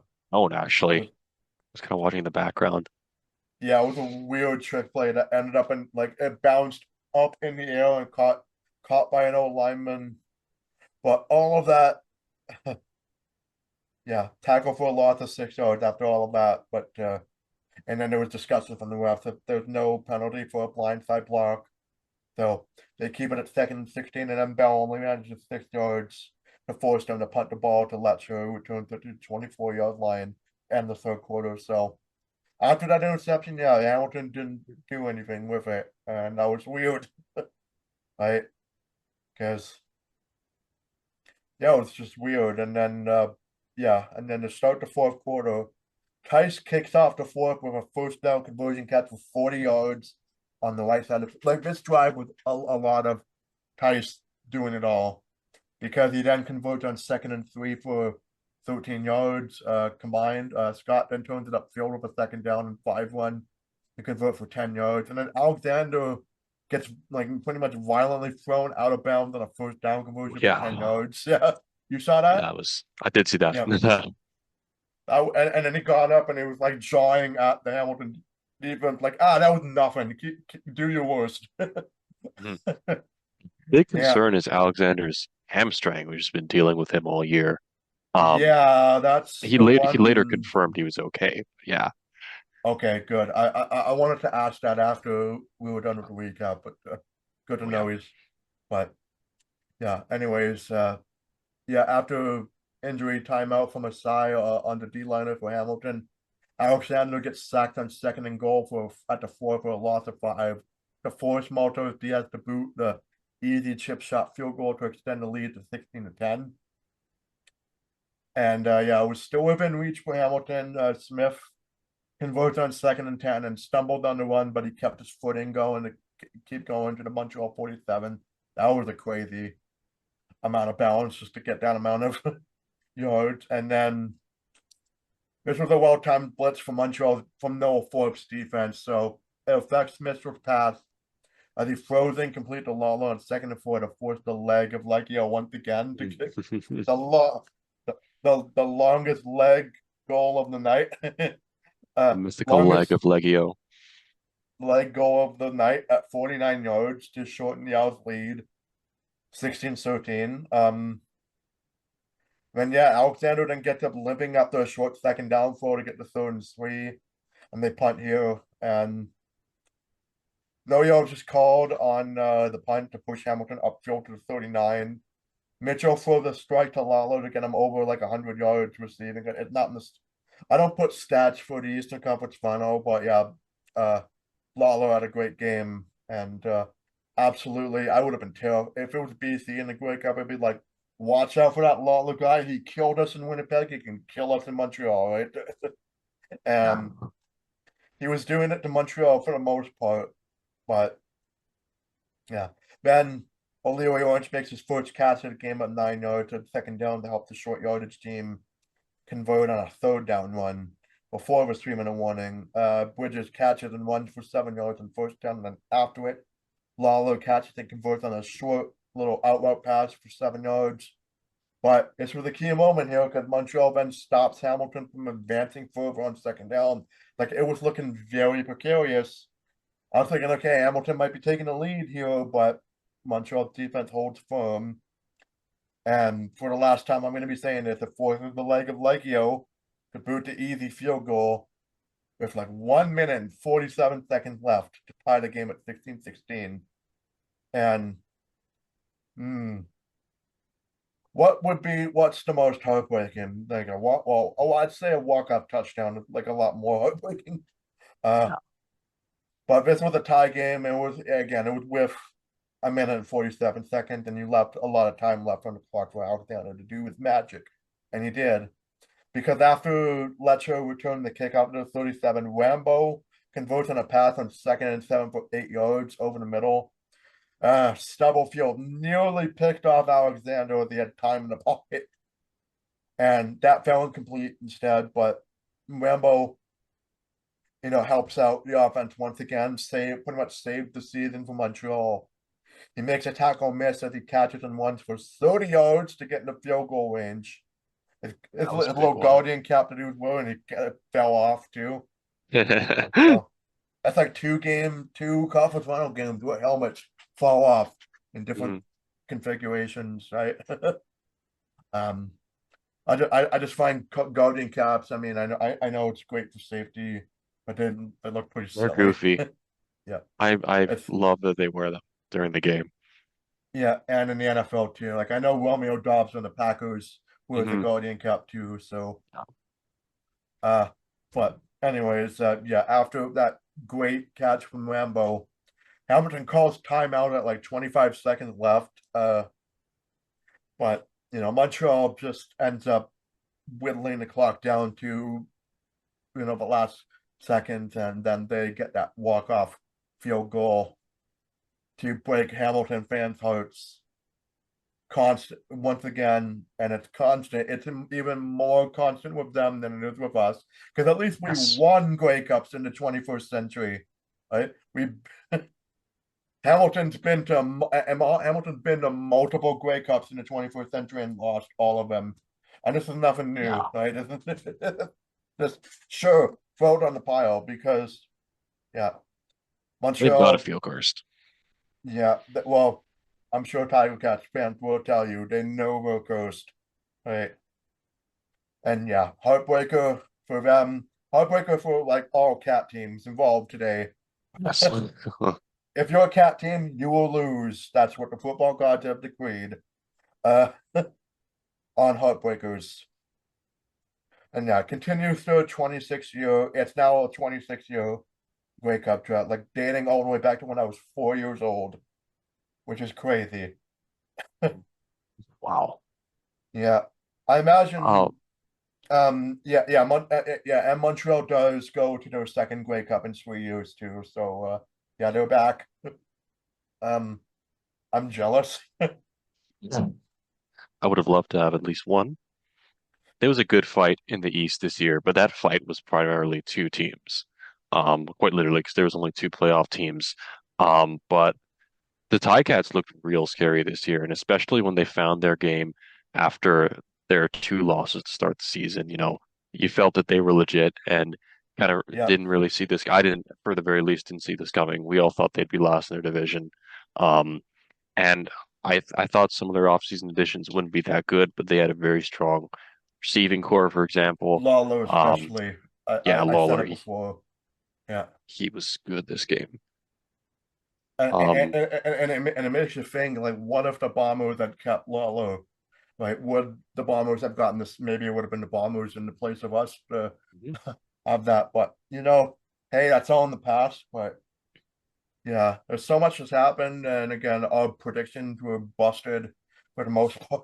But we were. I'm hoping we don't make that same mistake next year. But I mean, we might. But I'm saying Like that next year, we should add who we think is going to make the Grey Cup, and I think that that'll be a yes, painful one to do. But if we can do standings predictions, I think we can do I've that.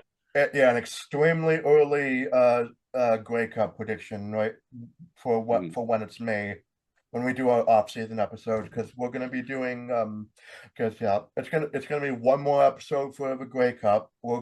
I'm still gonna be doing that with you guys, at least as much as it pains for us to do it. yeah, it will. Um, but yeah, I think it's good. It's good live streaming practice for me too. I will be doing another live stream for the Grey Cup as well. So stay tuned for that. Well, I'm not sure what I'm going to be wearing for that one. I'm not going to be wearing lion stuff. Maybe. And uh, actually, no, I might. It's a CFL game, so I did that. yeah, I wore line stuff when I went to the Grey Cup last year. I think we all did. yeah, we all Um, did. Yep. Made a little bit of sense because we were in BC, but obviously they weren't playing. I think you suggested beforehand that we might wear the colors of whoever wins the Grey Cup in the next episode. Yeah, Um, yeah, yeah. I it's said that funny earlier because in the episode. Yeah, there have been some episodes where, I mean, you can see I kind of just wear whatever in the episodes, unless I go to a game, I'm wearing orange. Um, there have been some episodes where I've been wearing a green hat or something green, and I'll be like, shoot, I'm wearing Riders colors. Um, and I don't really think about that sometimes, but that's an episode I do not want to be wearing Riders colors, and I probably, no, yeah, I don't want to. But we'll see what happens. See how yeah. we feel. I think for the live stream, I'll be wearing the lion stuff, but whoever wins, it'll be the colors of the winner. And I have clothes that represent those colors for sure. So, um, but yeah, again, yeah, both games were, for neutrals, for Bombers fans, for Red Blacks, you know, um, Argos, yeah, Stampeders, Elks fans, like that was a treat to watch. You just Like, hope they didn't watch the first chillax. quarters.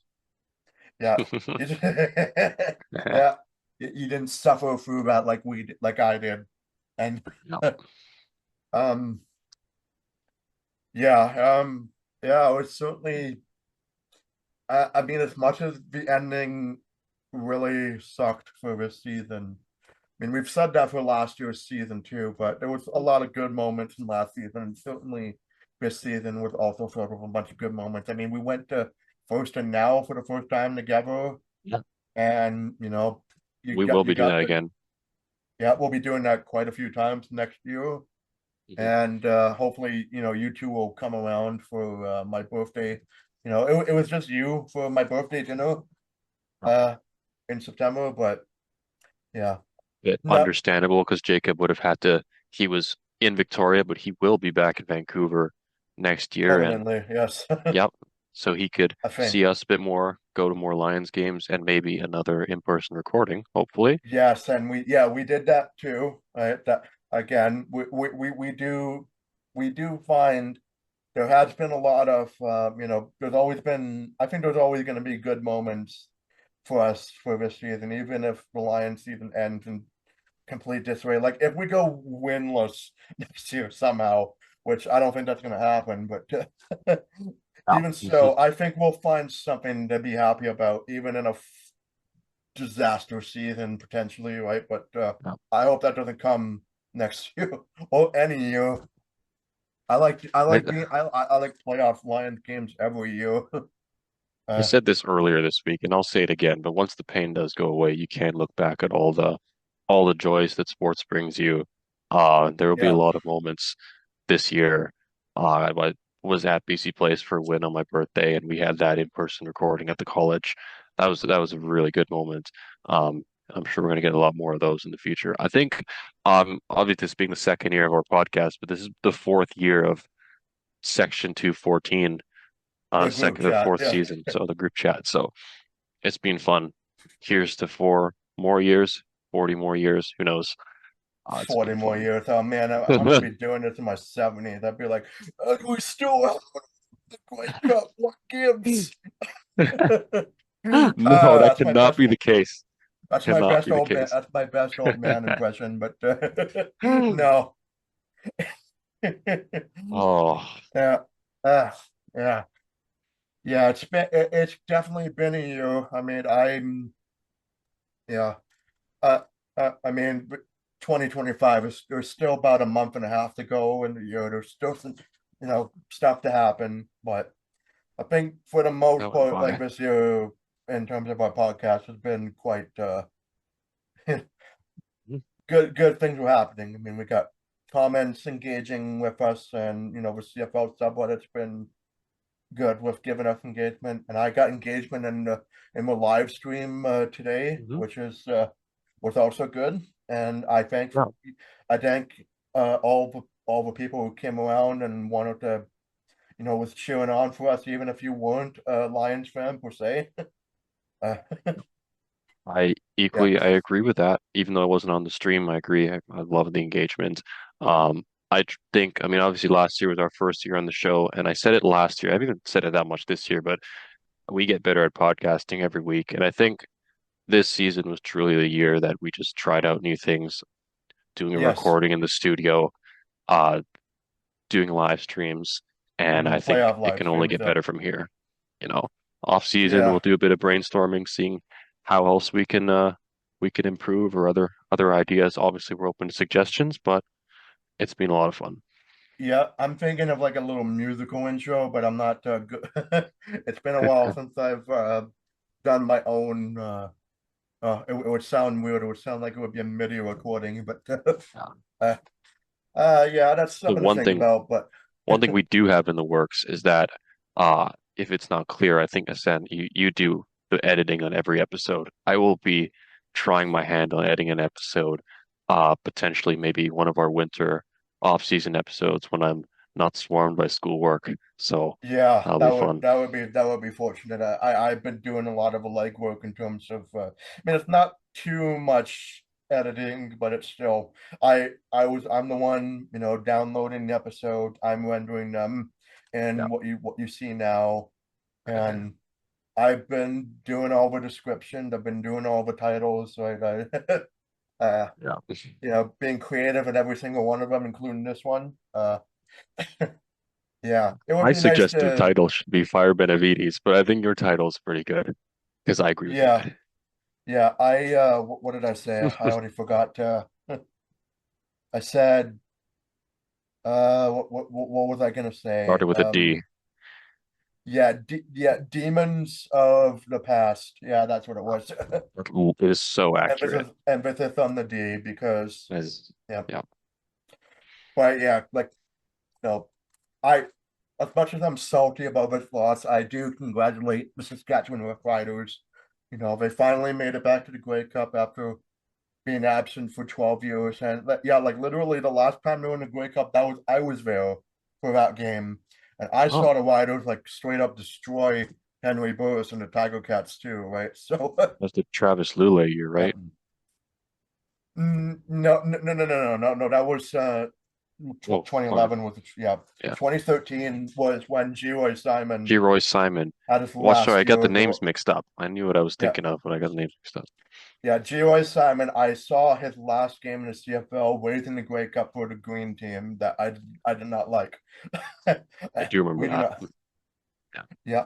I had a memorable experience back then too. But if I told myself back then Oh yeah, Saskatchewan is going to make it back to the Grey Cup, but they're going to beat BC to do it 12 years later.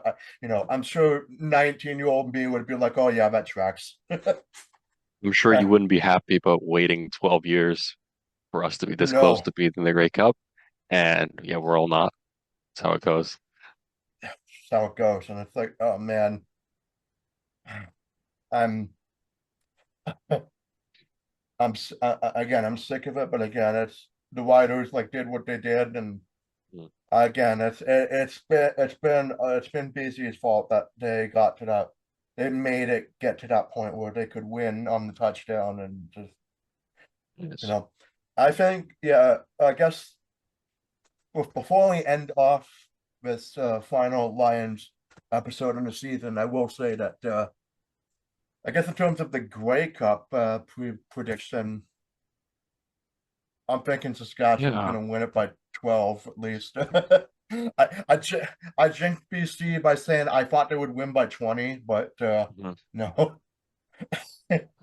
So This is this is a tough prediction because they are the two best teams in the CFL this year.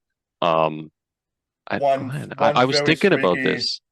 Yeah, I was thinking about it early in the episode, but I think it's going to be, and as much as I want to say this because I don't want Saskatchewan to win, but I think it's going to be Davis Alexander 14-0, and Montreal's going to win the Grey Cup. again, yeah. Yeah, Well, I mean, people the last stay in time the they won East. the last time they won the Grey Cup was with Cody Vajoto, and that took a last second. That took a very similar last second touchdown to win that game. But yeah, I think as long as Alexander can, remain healthy and True. the defense still plays great, I can see Montreal beating Saskatchewan. But again, you have again if there's something that if I was Montreal's video coach, I would key on the fact that Harris loves to do those short passes that will Mm, uh extend drives on short passes yeah. and keep an eye on that. Don't do what Mike Benavides does with Don't the do zone prevent coverage. defense. Do not do Nope. it. No, just go man for man. Just You're forcing a guy who likes to throw short, throw pressure long because it's easier to do that. pressure Harris for once. I am You begging you, throw a no-hitter. Montreal. Yeah. Just pressure him. Just do that. Right. He Yeah. is a little, and both quarterbacks are a little banged up, but yeah, it's easier to pressure Harris than to get him into a sack because at least with Alexander, for Saskatchewan defense, they have to be mindful of his mobility. But with Harris, it's easy to sack him if he's being standing around. Right. So. But going to be a little bit hard to get past that line. But again, it can be done. It has been done, and by will be done. uh, yeah, boy, That was a lot.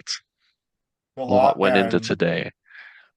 yeah, we got a lot of our wage out, and Hmm. Jay has a six, so he had to leave a little, later into the episode. But yeah, it's just We got his rage out.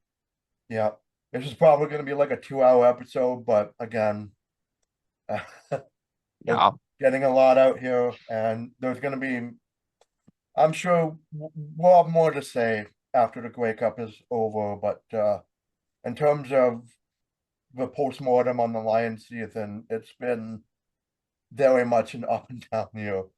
Like no, probably one of the most up and down years I've ever seen this team play. Right, it was crazy. It was like that first half of the season where it was so inconsistent. We were blowing leads left, right, and center to us subpar teams, especially Ottawa. And Honestly thought it couldn't get more up and down than the season before this when we had a 5 game winning streak, we had a 5 game losing yeah, streak. started So out five this and one, and then lost a bunch of games down the stretch until Ottawa in the touchdown this Pacific, year, right? every win was just so high, but every loss was crushing. Like, and we all know what those losses were, and it Yeah, ended with the ultimate one. So and um, yeah, it's almost tough to describe. it just feels we've wasted an elite offensive season from Nathan Rourke, like an MLP Yep, style season. Right. agreed. We had It's we won't forget this. We had the best quarterback in the league, best wide receiver in the league, and the best running back in the league. And for that, I hope everybody on the offense stays with us because they were a joy to mhm. watch. Yeah, Rest of well, the team, not so much. yeah, Hollins disappeared off the face of the earth after he got released and I went to the know. LOS. But I, yeah, I liked him. I, He was my favorite receiver, and then he's just that's how it goes in the CFL. There's a lot of it's roster turnover, and I hope yeah, we make the necessary moves. to quote a meme, that's how it is on this bee of an oath. Right.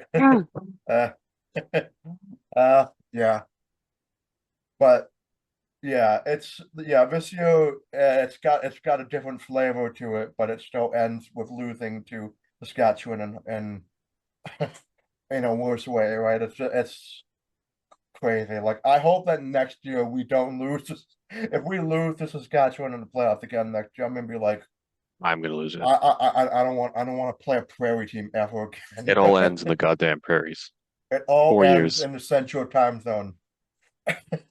I know it's ridiculous, but yeah, I don't know. I think for next year when we do our off-season predictions, there might be some surprises. Right? Yeah, I'll go with Depends my on get. how depends on how the off-season moves go for everybody else, and we'll be keeping an eye on it. And of course, we'll be keeping an eye on the Lions moves too for our off-season episodes as well. But yeah, this has been It's been a fun season. fun season. Yeah, just like last year too, right? Like yeah, this year has been fun, and yeah, just you know, Yeah, once because most again, season isn't fun. mhm. Once again, we're waiting for that opportunity to be in the dance and what be in the final dance, but not this year. And yeah, we're gonna be, yeah, we're just gonna hope that the management understands that. Well, as much as this season was fun, I mean, we can't have that inconsistent start and then ending off on a long streak. I mean, it was nice at the time, but yeah, I think all that winning like really tired out BC for sure. Right. It would have been Yeah, better if we had, won a bunch of games like that in the early to mid part of the season and then coasted just like Saskatchewan did. Right. 'cause Would we have been did it would believe throughout that win streak our defense was improving, but then I guess we showed who we really were in this game. they showed they fooled us for 7 games and we would love them for it and we still Yeah. do because we're abused. It's it's an abusive relationship with this team and I've known them for 20 plus years and when the highs are high they're like they're great but the lows are vast, numerous, and no more heavy hitting in the heart, right? uh, All yeah, right. that's gonna be it for us today. Really, we've been yammering for like probably about 2 hours. This is probably gonna be our longest episode, but Yeah. yeah, Deservedly so. had to get a lot out of there. And but yeah, it's not the last you're gonna see of us this year, obviously, but yeah, that's gonna be for next. I believe Sunday is when the Grey Cup is gonna be, right? Instead of Saturday. Yes, right? Yeah, it has to be Sunday. Yeah, well, yeah. Usually, yeah. Sunday games this late in the season are foreign concept because of the NFL existing, but Mhm. it has to be a Sunday. So yeah, I'll be watching that. I mean, I'm not sure. I'm pretty sure the Packers and the Eagles don't play in that time slot, so I'll be free to do that anyways. So yeah, that's gonna be it for us today, and that's gonna be it for the Lions season. So yeah, there's really no other way to put it. So yeah, let's say that, we thank you for following us along, either from last year or this year. Like, whenever you followed us, we're lucky to have you. We love having you. We love knowing your feedback and your comments and stuff like that. Second And that. especially on the stream too. Right. Just, yeah. And hopefully next year we'll talk about the Lions being in the Grey Cup, because I do think there is a great team, and it's just we're the victims of just when we lose it, we lose it. And Mhm. that's got to be fixed for next year. And I believe this team can do that. Right. I mean, we'll see if the predictions hold, but for now, this is still quite a successful season for us in the podcast. And yeah, In Nathan, we trust. and Nathan we trust absolutely, and McKinnis and Hatcher, and especially Everhart. Yes, especially the meme receiver. Yeah, may the meme receiver blossom into an actually not a meme receiver, but more like, oh my goodness, he's great. And consistently with like more than 5 catches. That Tell will be you, the day. we'll be the But happiest ones. I feel it's gonna take losing like one of the receivers for Amar to like pop off with 5+ catches, right? But anyways, yeah, that's gonna be it for us today. So you know, follow us on our social medias down in the description. So we got our Blue Sky, our X account, and our Instagram account, and of course, like, comment, and subscribe. And if you want to leave a message of thanks for us in terms of long form thanks for us in terms of you know writing, you can email us at our Gmail account at section214@gmail.com. That's SECTIONTWOFOURTEEN@gmail.com. And yeah, I'm glad. Yeah, this was yeah, nothing we I mean, again, my and to end it off, like, we did our due diligence. We ate McDonald's. I ate McDonald's for like 7 I did straight too. weekends, and Mhm. I think my health will thank me that the Lions have lost. uh, yeah, I mean, maybe I could do Starbucks instead, but then that's sugary with I will do salty triple O's stuff. next But year. yeah, yeah, you do triple The team O's loves triple before. O's. Yeah. You do triple O's, and I think I'll keep doing the Starbucks, because I did the Starbucks before every Oilers Panthers Stanley Cup final game, and the Oilers lost every time I drank Starbucks. So I maybe ate a that's the lot of key. I had a lot of Mary Browns during the Blue Jays playoff run. A lot of Mary Browns. So I Yeah, because love my superstitions. aren't they the official like chicken restaurant Yes. of the? Yeah, of Yeah. course they are. Yeah. So. But yeah, Yeah, McDonald's streak was fun, but I think, for next year, if we do get to the playoff, I will be doing Starbucks instead. But yeah, it's just silly food superstition to say, like, it was still yeah, well, fun season still. And yeah, hopefully I can see you and or you, Hammer, and JS, and also the rest of our fans for the Grey Cup game. And we'll see you on probably see ya. Monday morning, next Monday morning. So, See you next yep. time. Bye bye. Good night.